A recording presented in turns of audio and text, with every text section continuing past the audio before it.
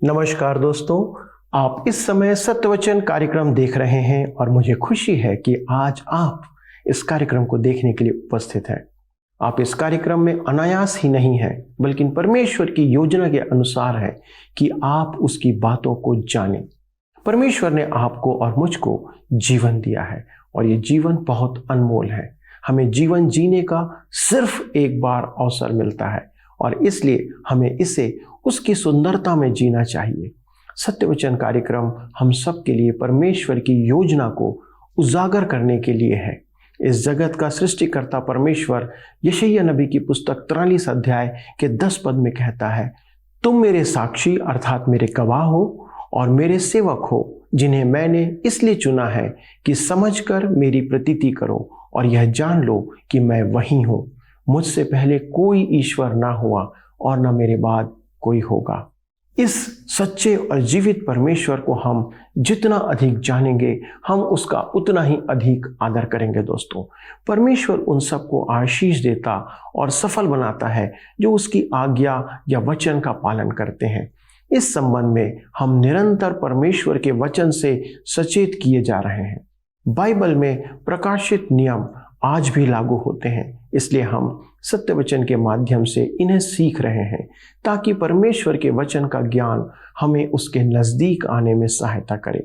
शाऊल का जीवन हमारे लिए एक सबक है कि हम जीवन में कैसे निर्णय लें और दाऊद का जीवन हमारे लिए एक प्रेरणा है कि परमेश्वर भक्ति हमारे जीवन को क्या दिशा दे सकती है।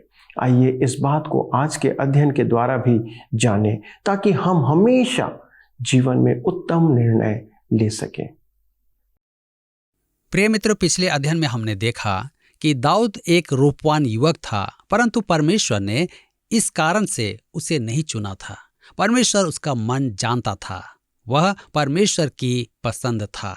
आइए आज हम अपने अध्ययन में आगे बढ़ेंगे और पहला शामूएल की पुस्तक 16 अध्याय उसके 13 पद को पढ़ेंगे। तब शामूएल ने अपना तेल का सिंग लेकर उसके भाइयों के मध्य में उसका अभिषेक किया और उस दिन से लेकर भविष्य को यहोवा का आत्मा दाऊद पर बल से उतरता रहा। तब शामूएल उठकर रामा को चला गया। शामूएल ने दाऊद का अभिषेक किया तो परमेश्वर का आत्मा उस पर उतर आया। इस समय परमेश्वर का आत्मा शाऊल के पास से चला गया था। आगे लिखा है पहला शामूएल 16 अध्याय उसके 14 से 16 पद में, और यहोवा का आत्मा शाऊल पर से उठ गया और यहोवा की ओर से एक दुष्ट आत्मा उसे घबराने लगा। और शाऊल के कर्मचारियों ने उससे कहा, सुन, परमेश्वर की ओर से एक दुष्ट आत्मा तुझे घबराता है। हमारा प्रभु अपने कर्मचारियों को जो उपस्थित हैं आज्ञा दे कि वे किसी अच्छे वीणा बजाने वाले को ढूंढ ले आएं, और जब जब परमेश्वर की ओर से दुष्ट आत्मा तुझ पर चढ़े तब तब वह अपने हाथ से बजाए और तू अच्छा हो जाए। मेरे विचार में शाऊल पूरी तरह शैतान के वश में था। उसके सेवक उसकी मानसिक व्याथा, उसकी आत्मिक रोगावस्था को भांप गए थे। कहा जाता है कि संगीत में जंगली जानवर को भी वश में करने की शक्ति है। शाऊल के सेवकों ने सर्वोत्तम संगीतकार खोजने के लिए प्रतियोगिता रखी। दाऊद एक संगीतकार था। पहला शामूएल 16 अध्याय उसके 17 से 23 पद में लिखा है, शाऊल ने अपने कर्मचारियों से कहा, अच्छा, एक उत्तम वीणा वादक देखो और उसे मेरे पास लाओ। तब एक जवान ने उत्तर दे के कहा, सुन, मैंने बेतलेहम वासी यिशै के एक पुत्र को देखा जो वीणा बजाना जानता है और वह वीर योद्धा भी है और बात करने में बुद्धिमान और रूपवान भी है और यहोवा उसके साथ रहता है। तब शाऊल ने दूतों के हाथ यिशै के पास कहला भेजा कि अपने पुत्र दाऊद को जो भेड़ बकरियों के साथ रहता है मेरे पास भेज दे। तब यिशै ने रोटी से लदा हुआ एक गधा और कुप्पा भर दाख मधु और बकरी का एक बच्चा लेकर अपने पुत्र दाऊद के हाथ से शाऊल के पास भेज दिया, और दाऊद शाऊल के पास जाकर उसके सामने उपस्थित रहने लगा और शाऊल उससे बहुत प्रीति करने लगा और वह उसका हथियार ढोने वाला हो गया। तब शाऊल ने यिशै के पास कहला भेजा कि दाऊद को मेरे सामने उपस्थित रहने दे, क्योंकि मैं उससे बहुत प्रसन्न हूँ और जब जब परमेश्वर की ओर से वह आत्मा शाऊल पर चढ़ता था, तब तब दाऊद वीणा लेकर बजाता और शाऊल चैन पाकर अच्छा हो जाता था और वह दुष्ट आत्मा उसमें से हट जाता था। दाऊद अनेक प्रकार से असामान्य व्यक्ति था। दाऊद को राजमहल में लाया जाता है। परमेश्वर किसी भी पद या काम के लिए मनुष्य का चुनाव करते समय उसके मन को देखता है। शाऊल को परमेश्वर ने त्याग दिया था और दाऊद को वीणा बजाने के लिए नियुक्त किया गया। अभी किसी को भी जानकारी नहीं थी कि इस्राएल का नया राजा चुन लिया गया है। यहाँ पर अध्याय 16 समाप्त होता है और हम अपने अध्ययन को अध्याय 17 से बनाए रखेंगे। इसका विषय है परमेश्वर दाऊद को प्रशिक्षण देता है। अध्याय 17 सबका चिर परिचित अध्याय है। दाऊद और गोलियत की कहानी मानवीय साहस से अधिक कुछ कहती है। इसमें व्यक्त है कि युवा होते हुए भी दाऊद का मन परमेश्वर के लिए ही था। गोलियत का सामना करने में उसका उद्देश्य अपने लोगों को लज्जा से मुक्ति दिलाना नहीं था। उसका युद्ध करने का कारण था कि गोलियत जीवित परमेश्वर की सेना को ललकार रहा था। उस दुर्जय बैरी का सामना करते समय उसने परमेश्वर में अपने विश्वास की गवाही दी। पहला शामुएल 17 अध्याय के 45 पद में लिखा है, दाऊद ने पलिश्ती से कहा, तू तो तलवार और भाला और सांग लिए हुए मेरे पास आता है, परंतु मैं सेनाओं के यहोवा के नाम से तेरे पास आता हूँ, जो इस्राएली सेना का परमेश्वर है, और उसी को तूने ललकारा है। आइए अब हम देखेंगे दाऊद गत के दानव गोलियत का सिर काटता है। पहला शामुएल की पुस्तक 17 अध्याय उसके 1 और 2 पद में लिखा है, अब पलिश्तियों ने युद्ध के लिए अपनी सेनाओं को इकट्ठा किया और यहूदा देश के सोको में एक साथ होकर सोको और अजेका के बीच एपेसदमिम में डेरे डाले। और शाऊल और इस्राएली पुरुषों ने भी इकट्ठे होकर एला नाम तराई में डेरे डाले और युद्ध के लिए पलिश्तियों के विरुद्ध पांति बांधी। इस्राएल अपने सदा के बैरी पलिश्तियों से युद्ध कर रहा था। आगे लिखा है पहला शामुएल 17 अध्याय के 3 पद में, पलिश्ती तो एक ओर के पहाड़ पर और इस्राएली दूसरी ओर के पहाड़ पर खड़े रहे और दोनों के बीच तराई थी। दोनों सेना आमने सामने खड़ी थी। वे युद्ध के लिए तैयार थी, परंतु युद्ध करना नहीं चाहती थी। यह इस्राएल के आज के संघर्ष जैसा है। सुएज कैनाल के एक ओर इस्राएली सेना थी और दूसरी ओर मिस्र की सेना थी। इसी प्रकार एक पर्वत पर इस्राएली सेना थी तो दूसरे पर्वत पर पलिश्ती सेना थी। उनके बीच में एक घाटी थी। पलिश्ती अधिक उग्र थे। पहला शामुएल 17 अध्याय के 4 और 5 पद में आगे हम पढ़ते हैं, तब पलिश्तियों की छावनी में से गोलियत नामक एक वीर निकला जो गत नगर का था और उसकी लंबाई 6 हाथ 1 बित्ता थी। उसके सिर पर पीतल का टोप था और वह एक पत्थर का झिलम पहने हुए था, जिसका तौल 5000 शेकेल पीतल का था।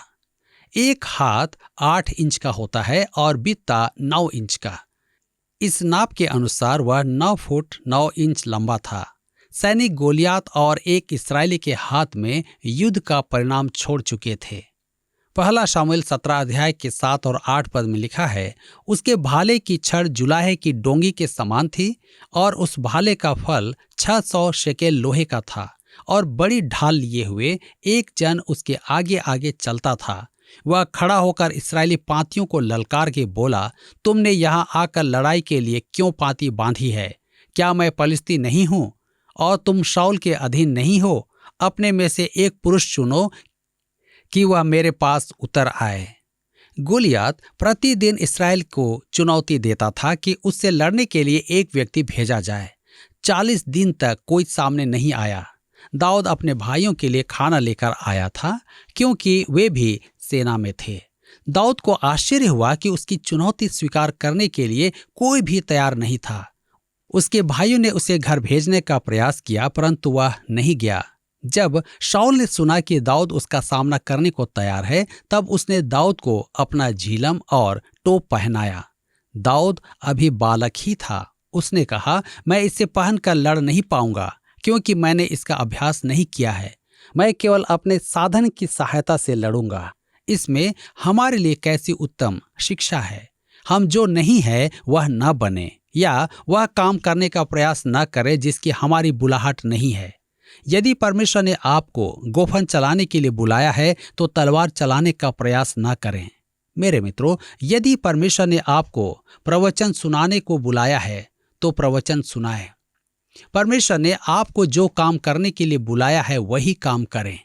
यदि परमेश्वर ने आपको गाना गाने के लिए बुलाया है तो गाना गाएं, परंतु यदि उसने आपको गाना गाने के लिए नहीं बुलाया है तो कृपया करके गाना ना गाएं। अनेक जन तलवार चलाना चाहते हैं जबकि गोफन ही उनके लिए उचित है। पहला शामुएल 17 अध्याय के 40 पद में लिखा है, तब उसने अपनी लाठी हाथ में ली और नाले में से 5 चिकने पत्थर छांटकर अपनी चरवाही की थैली अर्थात अपने झोले में रखे और अपना गोफन हाथ में लेकर पलिश्ती के निकट गया।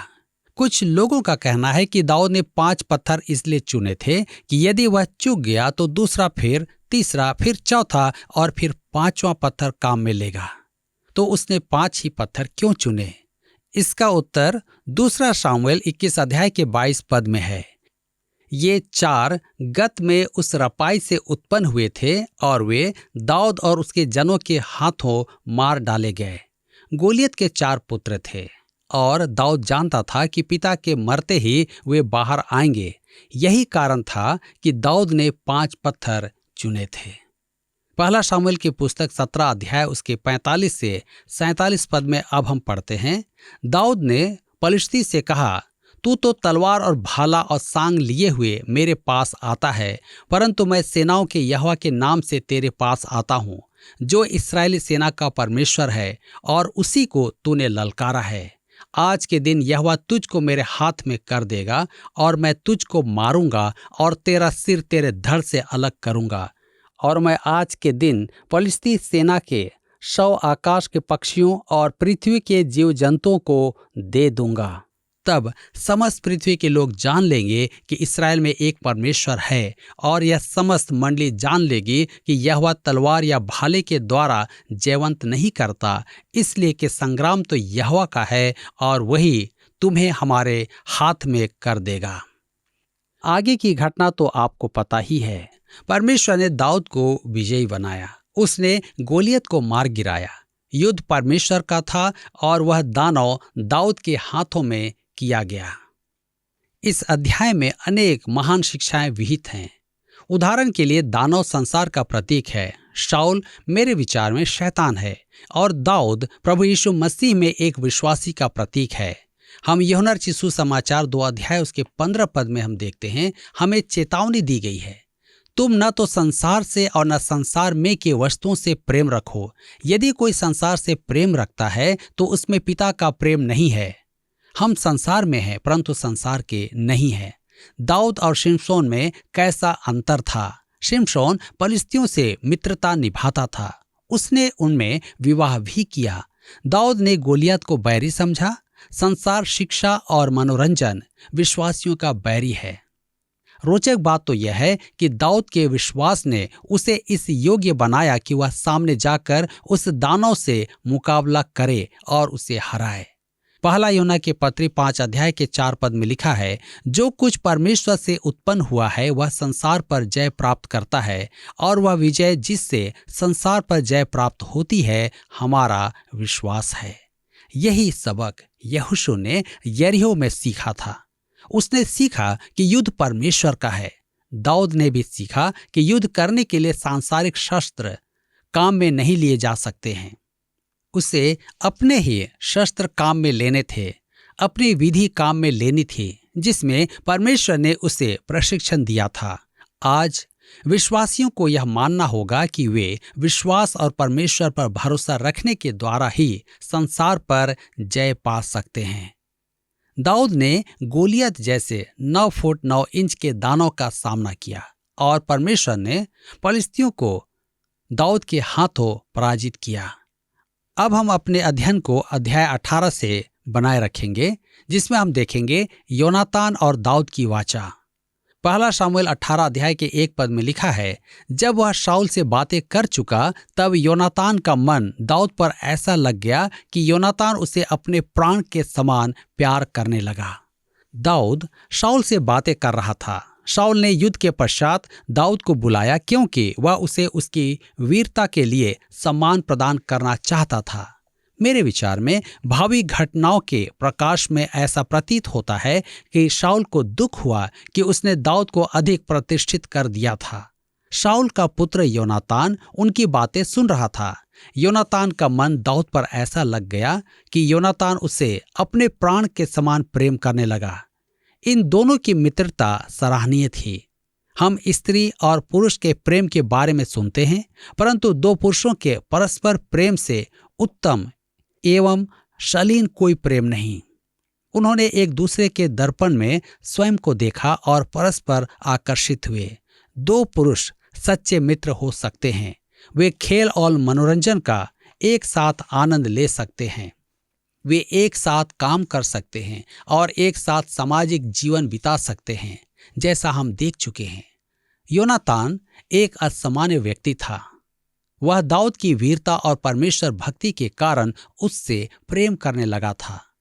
पहला शामूएल 18 अध्याय के 2 पद में लिखा है, और उस दिन शाऊल ने उसे अपने पास रखा और पिता के घर को फिर लौटने न दिया। दाऊद एक जनमान्य व्यक्ति बन गया था और आजीवन ऐसे ही स्थिति में रहेगा। पहला शामूएल 18 अध्याय के 3 पद में लिखा है, तब योनातान ने दाऊद से वाचा बांधी क्योंकि वह उसको अपने प्राण के समान प्यार करता था। उन्होंने यह वाचा बांधी कि वे सदा साथ रहेंगे। इन दोनों के सदृश अन्य किसी की मित्रता का उदाहरण नहीं है। पहला शामूएल 18 अध्याय के 4 पद में आगे लिखा है, और योनातान ने अपना बागा जो वह स्वयं पहने था उतारकर अपने वस्त्र समेत दाऊद को दे दिया, वरन अपनी तलवार और धनुष और कटिबंध भी उसको दे दिए। दाऊद एक चारवाहा था और उसके पास अपनी जन प्रतिष्ठा के अनुकूल वस्त्र नहीं थे। योनातान ने उसे अपना वस्त्र पहनाया। यह एक अति उदार कार्य था। हम देखते हैं पहला शामूएल 18 के 5 में लिखा है, और जहां कहीं शाऊल दाऊद को भेजता था वहां वह जाकर बुद्धिमानी के साथ काम करता था, और शाऊल ने उसे योद्धाओं का प्रधान नियुक्त किया, और समस्त प्रजा के लोग और शाऊल के कर्मचारी उससे प्रसन्न थे। दाऊद में वह गुण था जिसकी हम बहुत चर्चा सुनते हैं। इसी कारण वह जनता का प्रिय हो गया था। वह एक महान व्यक्तित्व था। परमेश्वर ने उसका मन देखा था। मनुष्य बाहरी रूप को देखता है। दाऊद रूप से और मन से दोनों ही से आकर्षक व्यक्तित्व था। तथापि हम आगे देखेंगे कि दाऊद पाप रहित नहीं था, परंतु उसका मन परमेश्वर में लगा था और जनता इस कारण उससे प्रेम करती थी। शाऊल को स्त्रियों का यह नया गीत अच्छा नहीं लगा। जनता द्वारा दाऊद की प्रशंसा और स्वीकार से शाऊल के मन में दाऊद से जलन उत्पन्न हुई। वृतांत में आगे चलकर शाऊल दाऊद को सदा के लिए समाप्त कर देना चाहेगा। जनता का मन पसंद हो जाने पर दाऊद ने देखा कि शाऊल पहले जैसा मित्र भाव नहीं रखता है। पहला शामूएल 18 के 10 में लिखा है, दूसरे दिन परमेश्वर की ओर से एक दुष्ट आत्मा शाऊल पर बल से उतरा और वह अपने घर के भीतर नबूवत करने लगा। दाऊद प्रतिदिन के समान अपने हाथ से बजा रहा था और शाऊल अपने हाथ में अपना भाला लिए हुए था। यह एक नाटकीय दृश्य है। दाऊद वीणा बजा रहा था और शाऊल भाले से खेल रहा है। संभवतः दाऊद शाऊल के विचार समझ गया था। उसने संभवतः दुख के सुर छेड़े होंगे और शाऊल ने उस पर भाले का वार किया। पहला शामूएल 18 अध्याय के 11 पद में लिखा है, तब शाऊल ने यह सोचकर कि मैं ऐसा मारूंगा कि भाला दाऊद को बेधकर भीतर में धंस जाए, भाले को चलाया, परंतु दाऊद उसके सामने से दोनों बार हट गया। दाऊद भाले से बचकर वहां से हट गया। वह शीघ्र अति शीघ्र वहां से निकल गया। पहला शामूएल 18 अध्याय के 15 और 16 पद में आगे लिखा हुआ है, जब शाऊल ने देखा कि वह बहुत बुद्धिमान है तब वह उससे डर गया, परंतु इस्राएल और यहूदा के समस्त लोग दाऊद से प्रेम रखते थे क्योंकि वह उनके आगे आगे आया जाया करता था। अब हम देखते हैं दाऊद शाऊल की पुत्री मीकल से विवाह करता है। दाऊद को राष्ट्र ने स्वीकार कर लिया था। शाऊल सोच रहा था कि दाऊद को कैसे अपने जाल में फंसाए। अंत में उसे एक युक्ति सूझी। शाऊल ने दाऊद से कहा कि यदि वह पलिश्तियों से युद्ध करेगा तो वह उसकी पुत्री मेराब से उसका विवाह करा देगा। उसने सोचा था कि फलिश्तियों से युद्ध करते समय वह मारा जाएगा। अब विश्वासघात करके मेराक का विवाह किसी और से कर देता है। अब वह अपनी छोटी पुत्री से उसका विवाह करना चाहता है। क्यों? इस प्रकार दाऊद शाऊल की पकड़ में रहेगा। मुझे विश्वास नहीं कि दाऊद ने मीकल से कभी प्रेम किया। हम दाऊद को अनेक विवाह के लिए दोषी ठहराते हैं, परंतु इस युवती के साथ उसके विवाहित जीवन का आरंभ बुरा ही था। पहला शामूएल की पुस्तक 18 अध्याय के 20 पद में लिखा है, शाऊल की बेटी मिकल दाऊद से प्रीति रखने लगी, और जब इस बात का समाचार शाऊल को मिला तब वह प्रसन्न हुआ। लिखा है कि मिकल दाऊद से प्रीति रखने लगी, परंतु वह प्रीति सफल विवाहित जीवन का प्रेम नहीं था। आरंभ में वह प्रेम एक नायक और उसकी ख्याति का प्रेम था। एक दिन वह दाऊद के ईश्वर प्रेम की निंदा करेगी और उसे तुच्छ जानेगी। मित्रों, यहाँ पर अध्याय 18 समाप्त होता है और अब हम अध्याय 19 से अपने अध्ययन को जारी रखेंगे। हम देखेंगे शाऊल एक बार फिर दाऊद को मारने का प्रयास करता है और योनातान उसकी सहायता करता है। इस अध्याय के आरंभिक भाग का शीर्षक मैंने रखा है, दाऊद का अनुशासित किया जाना। शाऊल पहले से व्यक्तिगत रूप से दाऊद को मारना चाहता है, तदुपरांत उसकी हत्या के आदेश देता है, परंतु कभी कभी वह दाऊद की हत्या के विचार से पछतावा भी करता है। अब जब तक शाऊल जीवित है, दाऊद का जीवन संकट में रहेगा। लगभग इन 10 वर्षों में दाऊद देश से बाहर है। वह एक वन पशु की नाई ढूंढा जा रहा है। वह भटक रहा है। जंगल में गुफाओं में रहते हुए वह बहुत कष्ट उठाता है। उसे जीवन की आवश्यकताओं का अभाव है। वह परमेश्वर की पाठशाला में प्रशिक्षण पा रहा है और परखा जा रहा है। वह अध्याय पूरा करके महाअधिकार पत्र और प्रशंसा प्राप्त करता है। वह इस्राएल का एक महान राजा बनता है। सच तो यह है कि वह विश्व का एक महान राजा था। वह परमेश्वर के मन का मनुष्य था। इसी कठिन समय में दाऊद ने अनेक भजन भी लिखे थे। आइए अब हम देखेंगे दाऊद पर शाऊल का आक्रमण। पहला शामूएल 19 अध्याय उसके 1 और 2 पद में लिखा है, शाऊल ने अपने पुत्र योनातान और अपने सब कर्मचारियों से दाऊद को मार डालने की चर्चा की, परंतु शाऊल का पुत्र योनातान दाऊद से बहुत प्रसन्न था और योनातान ने दाऊद को बताया कि मेरा पिता तुझे मरवा डालना चाहता है, इसलिए तू सवेरे सावधान रहना और किसी गुप्त स्थान में बैठा हुआ छिपा रहना। योनातान ने दाऊद को सूचित किया कि वह महल से तुरंत निकल जाए, क्योंकि वहां उसकी जान को खतरा था। शाऊल अप्रत्यक्ष रूप से दाऊद के खून का प्यासा था। उसका मित्र योनातान उसकी सहायता करना चाहता था। अब हम पढ़ते हैं पहला शामूएल 19 अध्याय उसके 3 और 4 पद में लिखा है, और मैं मैदान में जहां तू होगा वहां जाकर अपने पिता के पास खड़ा होकर उससे तेरी चर्चा करूंगा, और यदि मुझे कुछ मालूम हो तो तुझे बताऊंगा। योनातान ने अपने पिता शाऊल से दाऊद की प्रशंसा करके उससे कहा, हे राजा, अपने दास दाऊद का अपराधी न हो, क्योंकि उसने तेरे विरुद्ध कोई अपराध नहीं किया, वरन उसके सब काम तेरे बहुत हित के हैं। योनातान को एक युक्ति सूझी। वह अपने पिता से बातें करेगा। शाऊल और योनातान मैदान में जाते हैं और योनातान कहता है, दाऊद ने वास्तव में आपकी सहायता की है। वह तो आपका अनुयायी है। वह आपके राज्य का एक सर्वोत्तम नागरिक है। आपको उसकी हत्या का विचार नहीं करना चाहिए। तब हम देखते हैं पहला शामूएल 19 अध्याय उसके 5 से 7 पद में लिखा है, उसने अपने प्राण पर खेलकर उस पलिश्ती को मार डाला और यहोवा ने समस्त इस्राएलियों की बड़ी जय कराई। इसे देखकर तू आनंदित हुआ था और तू दाऊद को अकारण मारकर निर्दोष के खून का पापी क्यों बने? तब शाऊल ने योनातान की बात मानकर यह शपथ खाए कि यहोवा के जीवन के शपथ दाऊद मार डाला न जाएगा। तब योनातान ने दाऊद को बुलाकर ये समस्त बातें उसको बताई। फिर योनातान दाऊद को शाऊल के पास ले गया और वह पहले के समान उसके सामने रहने लगा। शाऊल ने अपने पुत्र की बात मानी और दाऊद फिर से महल में आ गया, परंतु चिंतित ही था, क्योंकि वह जानता था कि उसका जीवन संकट में है। क्या आपको ये कार्यक्रम पसंद आया? अभी हमें एक मिस कॉल करें और आप अगले विजेता हो सकते हैं।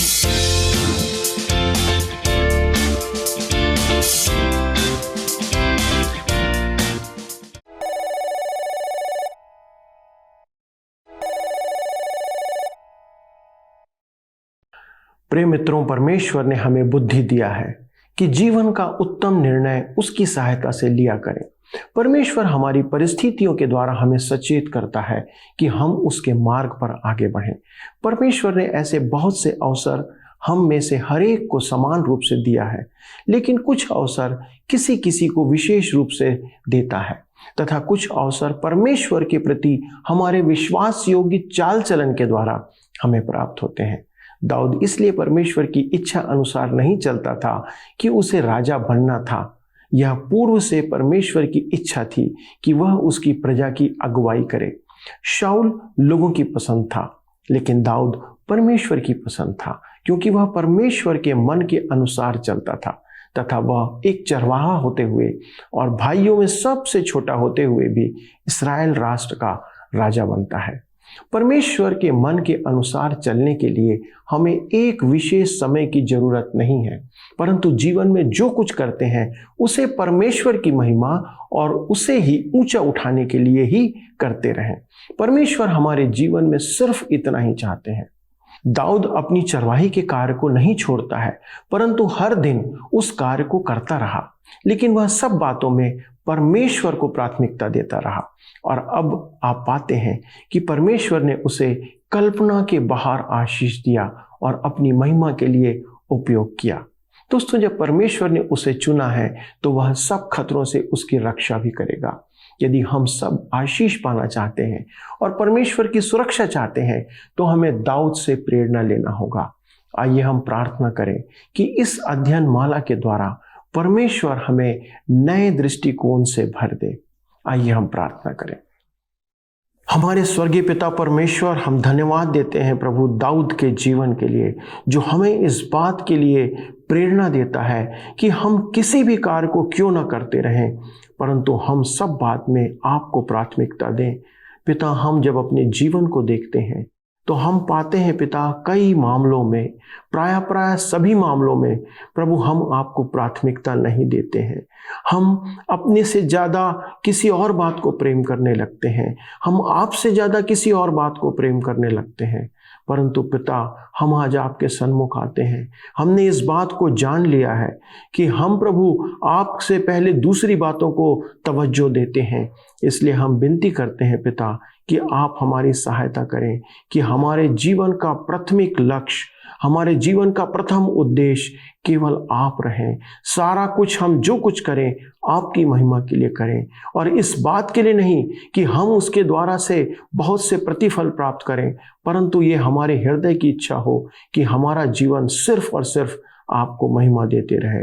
पिता, हम सब आपके सन्मुख इसलिए आज आते हैं और विनती करते हैं कि हम सबों को, हमारे सभी दर्शकों को ऐसी सामर्थ्य प्रदान करें। आदर और महिमा पिता सिर्फ और सिर्फ आपको देते हुए विनती यीशु के नाम से मांगते हैं, आमीन। दोस्तों, आज के इस अध्ययन पे शामिल होने के लिए आप सबों को बहुत बहुत धन्यवाद। मैं आशा करता हूं कि आज का अध्ययन आपके लिए एक मील का पत्थर साबित होगा, जो आपके जीवन को एक नई दिशा प्रदान करेगा, ताकि आप परमेश्वर को प्राथमिकता देते रहें। अगले प्रसारण में हम फिर से मिलेंगे। तब तक परमेश्वर को प्राथमिकता देते हुए उसी को महिमा देते रहें। प्रभु आप सबों को बहुतायत से आशीष दे। नमस्कार।